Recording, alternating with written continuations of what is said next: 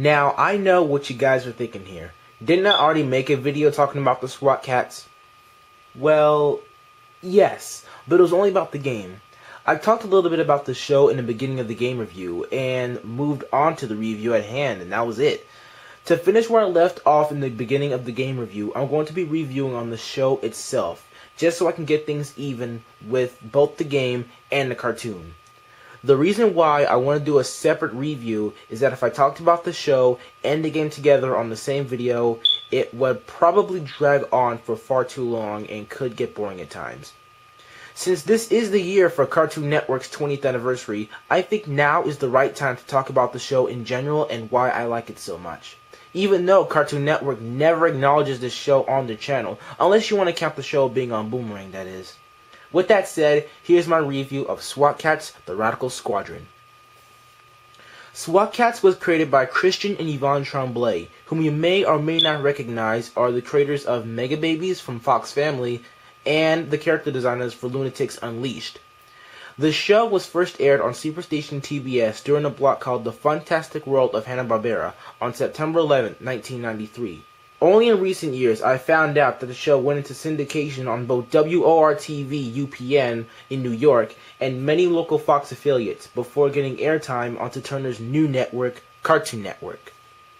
Now, I talked about the backstory in the game review, and it's still up for you guys to see it, so there's no saying to talking about it now in this video, and I think you guys are smart enough to go back to the game review and understand the backstory for a bit. But I will admit, the whole Origins thing was told pretty good, but the problem was it was told around the middle of Season 1. This would have been good for a pilot episode, but I guess the creators just scrapped the idea for a pilot episode and just went with a new one. It's just weird to start off the first episode by showing the SWAT cats flat out, not explaining who they are, where they come from, or how they even met. Instead, they just told their origins on the further episode, and as a result, it kind of bugs me to see that. To me, I would rather see a cartoon to where the origins can be taking place on a pilot, rather than just being on the further episode alone. But, I digress. SWAT Cats does have its fair share of heroes and villains. T-Bone, an easygoing, confident, and yet a cocky person in the show. He's basically the bronze of the show, and he's very hardworking when it comes to anything mechanical. Razor, a more energetic person than T-Bone. He's pretty much the brains of the show, and his personality is very technical for most standards, inventing various gadgets the Turbo Cat can supply and handle. Mayor Minx. He is Mega Cat City's long-lasting mayor, and from what I've heard, according to the show, he has remained in office for a total of 11 terms. He speaks in a baffling accent from what I guess is Scottish or Irish. They never did mention his canon accent in the show. He's a bit of a greedy coward, and not to mention, lazy. No, seriously, all he does is play golf all day for his so-called free time. Calico Briggs, aptly nicknamed as Callie in the show. She is the deputy mayor of Mega Cat City and is pretty much often the one running the city while Mayor Minx is playing rounds of golf, or whatever he's doing. Like I said in the game review, she does play a vital role in the show, which does make her one of my favorite characters in the show so far, including Razor, that is. She's independent of her work, a secret contact to the SWAT Cats, and alerts them for any trouble happening in the city, though they never explain how her friendship with the SWAT Cats took place or how they even met. I guess it was from the numerous times they saved her back in the day. Commander Ulysses Farrell. He is the leader of Mega Cat City's enforcers. He is often undermined of the SWAT Cats, and when scenes from the show progress, his tolerance gets into an all-high level of the two vigilantes. Felina Farrell. She is the niece of the commander and debuted as one of the major characters on Season 2. She's a more adequate person than the rest of the enforcers and can handle various dangerous situations without taking no for an answer, but oftentimes she can be reckless and fearless. Well, that's basically about it for the heroes, but what about the villains? I will admit, the show did have a good roster of villains, but I'm only going to be talking about the more notable ones. Some of the villains in this show, for example, Mad Cat and Turmoil, I won't be talking about, because they only appeared in one episode, and to me, they should have appeared in more episodes than just one. The Pastmaster. an evil sorcerer who is trapped for 800 years and can summon ancient creatures above the skies from either the power of his spellbook or can travel in time with the power of his watch. Dr. Viper, a mad biochemical scientist who is half cat and half lizard. His origins were explained near the end of Season 2. He was first a successful scientist, but one day he went mad with power and by accident he was killed by a mutagen, but brought back to life later on in the show that turned him into a lizard. I really don't know how that worked, but let's move on. Mac and Molly, aka the Metallicats. They're really one of my favorite villains so far in the show, because whenever they interact with each other, they fight like an actual married couple, and every time they do it, it's so hilarious. Their origins started off when they were both escapees from a prison, but they were crashed up onto a boat and were washed up on a beach, where two robots and a scientist found them. The only way to save their lives was for scientists to place their brains into robot bodies and save their memories onto a hard disk. Speaking of hard disks and memories and whatnot, let's check out Hard Drive. He first started out as a common thief stealing money until he came across a device called the Surge Code, allowing him to hack into numerous devices. Without his coat, he's just a normal person like anybody else in the show, and his personality is pretty cocky. Lastly, there's Dark Cat. He is considered by far one of the main villains of the show, and constantly bent on trying to come up with a devious plan to dominate Megacat City. They never actually explain his motive on why he wants to destroy the city in the first place, other than he's just there to cause havoc. Throughout most of the show, the setting takes place in Megacat City. Both Chance and Jake get distress calls from Callie, the deputy mayor, and when they do, they suit up, get inside the Turbo Cat, scour through Megacat City to see if they can find any problems, find the guy who's behind the problem, and kick his butt once and for all.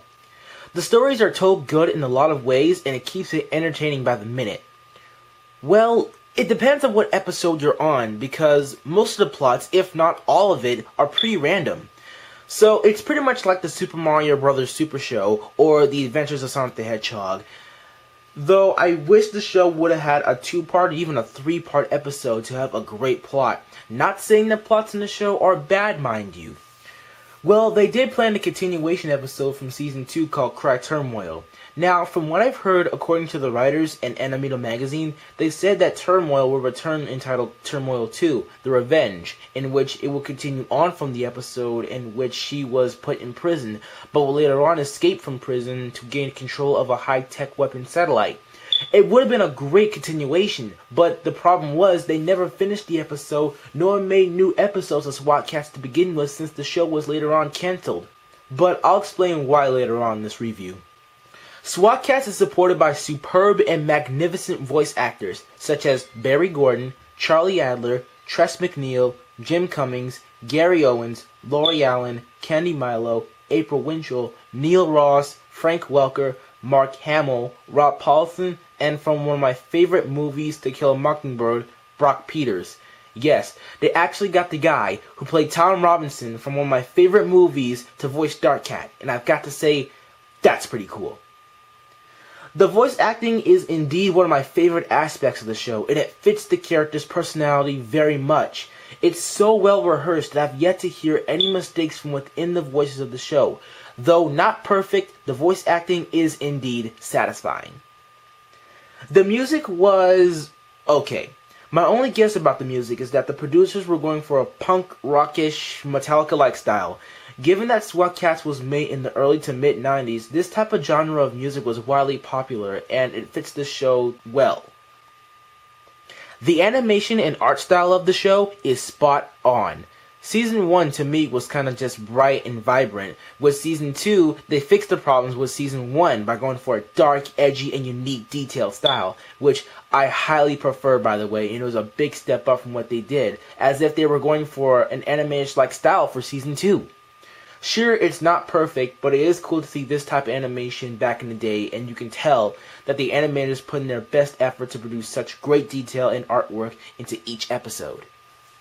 Sadly, the show was later cancelled on Christmas Eve of December 24th, 1994, airing 23 episodes, a special, and 3 episodes that were never finished. It is currently being rerun to this day on Cartoon Network's sister station, Boomerang. But this begs the question to many fans who grew up with the show as a kid, or perhaps watched it for the first time and praised it as a good cartoon, like myself. Why was this show canceled when it was getting good further along? Many rumors speculated by fans that the show was canceled due to lack of merchandising sales, even though there were signs of a video game and action figures along the way, or that Ted Turner didn't like the show and replaced it with Captain Planet and the Planeteers. Throughout most of the years since its cancellation, many fans from the internet created their own sites and forums on various domain names to discuss and appreciate more often about the show, with such sites like Google, Yahoo, DeviantArt, SWAT, Encyclopedia, fanfiction, and of course, YouTube. So what do I think of the show overall? What can I say? It's awesome. It's not the greatest cartoon in the world, mind you, but it is fantastic. Would I recommend it to anyone? Absolutely, for anyone at any age. Both children and adults should enjoy this cartoon for what it does right and what it has to offer. If you haven't seen the show before, watch a few episodes before you give your thoughts about it. Then decide if you want to own all the episodes on DVD. Even though the DVDs lack its special features, it's still a great set to own with all the episodes to watch at any time, anywhere, and you should definitely check it out if you have the time. But now that I've talked about the characters, the voice acting, animation, and so on, I will say this. Does SWAT Kats deserve to be revived or even rebooted for a new TV series? In my mind, I really don't think so. Yes, there are petitions and campaigns about bringing the show back, though it may or may not help getting the show back again. Though most fans do want it up and running on TV once more, and it will be great and impressive to see the series back again with new episodes, new stories, and new animation. But I would rather see the series in a form of a comic book or a graphic novel, maybe even a light novel or a manga, and I would love to see it happen sometime in the future. I bet somebody on this planet right now could have the same idea that I just made and can make it possible with this show being in a comic book form or any sort of book form with that matter. Whether you love it or you hate it, SWAT Kats is still around for many people to watch, and it still holds up for many people who grew up with the show and enjoyed it, or for people who stumbled across to it and perhaps were intrigued by its action, adventure, and thrills. And thus brings my review to a close. Let me know what you guys think in the comment section down below in the video. And as always, for updates and much, much more, log on and follow me on Twitter at SegaSaturn4100 and Google+. And as always, I will see you guys next time for the next video.